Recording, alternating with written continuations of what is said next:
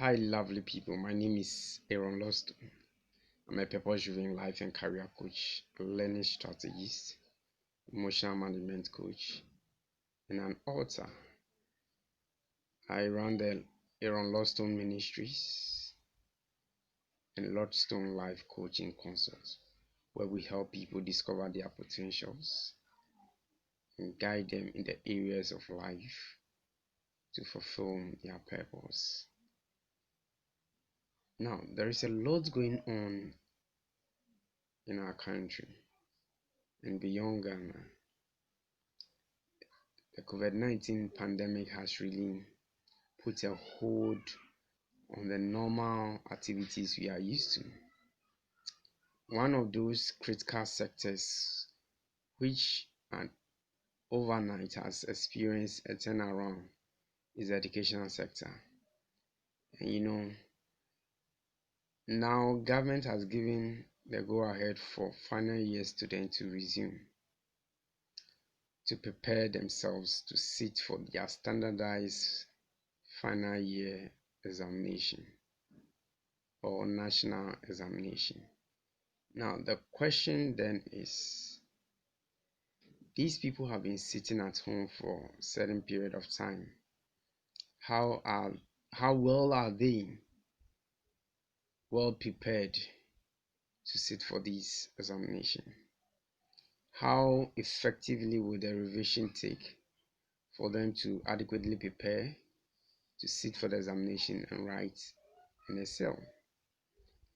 Now, our education system has not fully maximized the learning potentials of the learners or students. So there is that deployment of pressure where students are forced to learn and understand and reproduce same without really understanding what they are learning. And it's only some group of students based on their learning style that benefit from this kind of pressure we deploy or employed in teaching and learning in our school system. There are the other group of students who this style doesn't help them. That is how come we have mass exams failure rates in our standardized national examinations, because majority per their unique learning style do not learn effectively under pressure. There's a case at hand right now where the student starts reading and he starts feeling pains in the head. Water start dropping from the eye, all because of the internal pressure the child has developed, and with that tension of whether he or she is going to pass the exams well or not. So that pressure is good, but to a certain level it goes to affect the learning abilities of some students.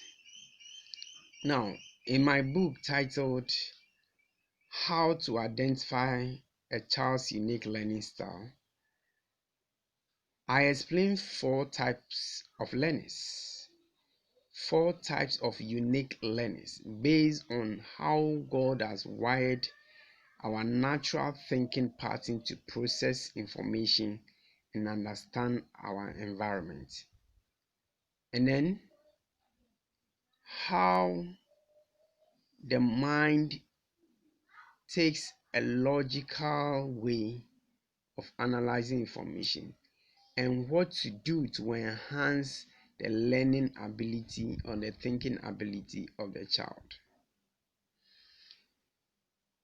Because we are not privy to some of this information in our normal school system, we boss all children together and believe that exerting pressure in teaching and learning will cause them to become better.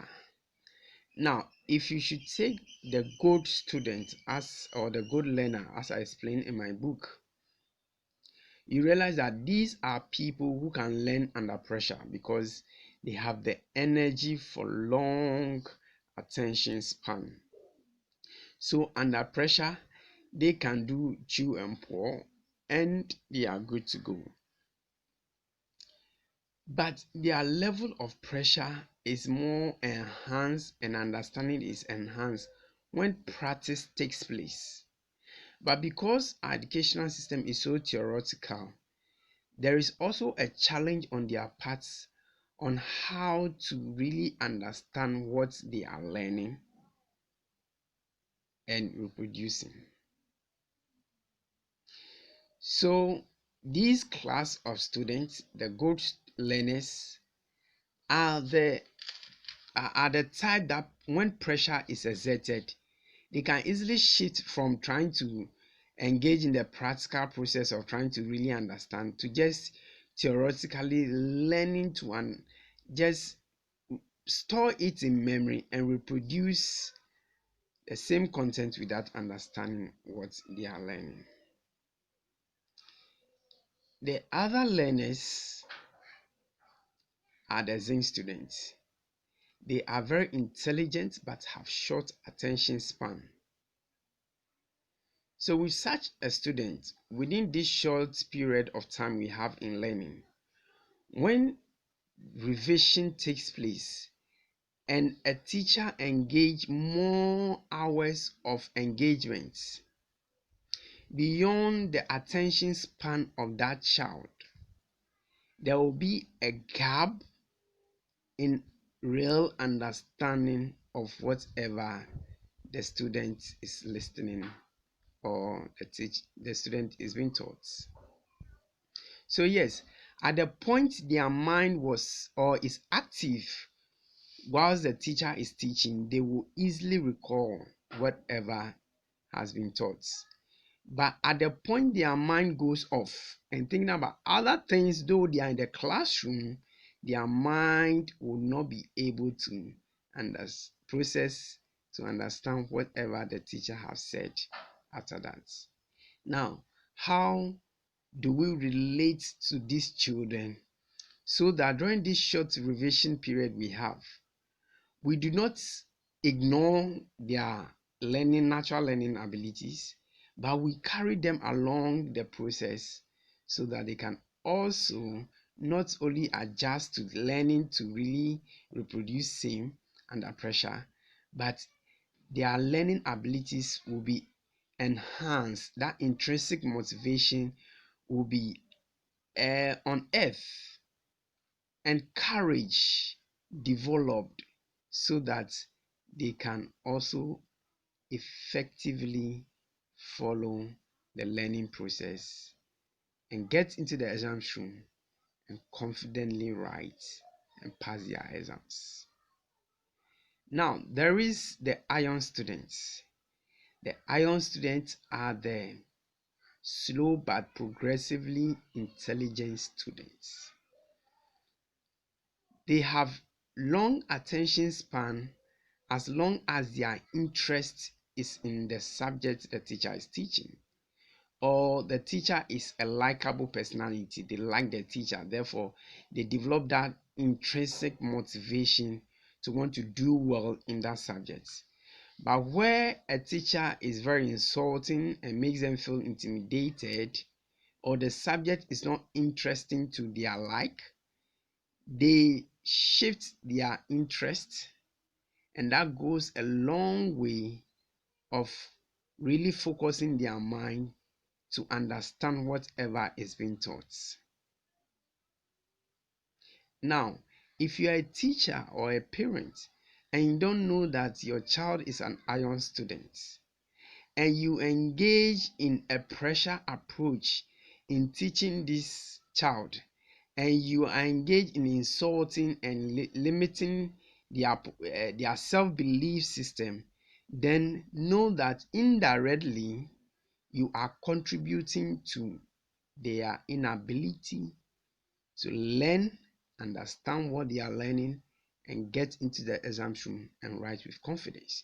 So at the end of the day, it's going to affect their learning rate and how well they'll be able to excel in their exams. Then the other learners are the brass learners. These are the very slow learners because their mind engage in a high level of analytical reasoning, and it takes a slow and gradual approach in order to coordinate the relationships of what is being taught, to understand what has been taught and reproduce based on how they understood what was taught. So if you are a parent or a teacher and you don't know that you have a brass student in your classroom, and you are just exerting the pressure approach, within an hour you finish one topic, you move to the next topic, you move to the next topic, know that you are denying the brass student the ability to engage the mind gradually, to process all the information you have said in order for real understanding to take place. Now, what will happen therefore is we will conclude that these are not the intelligent students. Therefore, we either ignore them or we use insults and intimidative approach in engaging them. This goes a long way to really let them feel not powerful, or let me use the right word, not intelligent enough. So they convince themselves that, master, this is not my line, learning is not my line, and therefore let me just follow through, go and write whatever I need to write, and then free myself from all this wahala. So with this understanding, the question then is, dear parent, dear teacher, do you know the learning style, the unique learning styles of the student you are teaching? If not, most of your genuine efforts will go down the drain. So I will end here, but I'll say I have a book on that which I recommend for parents and teachers to have. It's called How to Understand the Child's Unique Learning Style. It is a book that is helping a lot of parents to understand their children learning needs very well, and teachers that have gotten it, it has enhanced their teaching skills and learning abilities. I've handled various topics of interest which will really go a long way to really guide you as an instructor how to efficiently deliver your teaching and engage the students in a very interesting and from an intrinsic point of view to effective learning. My name is Aaron Lostone, and I'll be glad to hear from you, either for further coaching or to get a copy of the book. I'm also the author of the book titled Learning Strategies: The Art of Applying Critical Thinking Skills. That book has to do with the various strategies to engage in effectively learning for effective learning outcome. I'll be glad to hear from you. The number to reach me is 0242 548430. Again, 0242 548430. We have a lot to do in our country, and I believe when the turning point starts from the educational system,